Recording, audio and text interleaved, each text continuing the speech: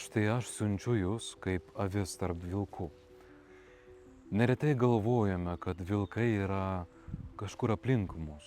Pikti žmonės, sakoma neteisybė arba priešiškumas, su kuriuo susidurėm. Bet ar tai yra vienintelis vilkas? Turbūt pirmasis vilkas, kur reikia būti ypatingai budriems, dažnai gyvena ne išoriai, bet gyvena mūsų pačių viduje. Ir jis pasirodo kaip puikybė, kaip baimė, impulsyvumas, pasirodo kaip noras viską kontroliuoti arba kaip nesuvaldomi troškimai arba geiduliai. Jėzus nesako tapti stipresniais už vilkus, jis kviečia pasilikti avelėmis, kviečia neprarasti švelnumo, gėrio ir tyrumo. Jis ragina mus atsipeikyti ir būti išmintingiems, kad blogis neapgautų, nesuviliotų ir nesugundytų. Mes neturime būti naivus.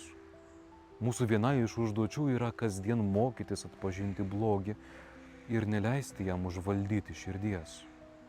Kaip apaštalas Paulius sako laiške Korintiečiams, nebūkite vaikai išmanimų.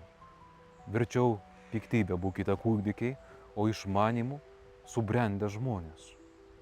Kitaip tariant, neturime būti nei naivus, nei ciniški. Neturime mokytis blogio iš patirties, bet turime būti pakankamai brandus, kad tą blogį atpažintume.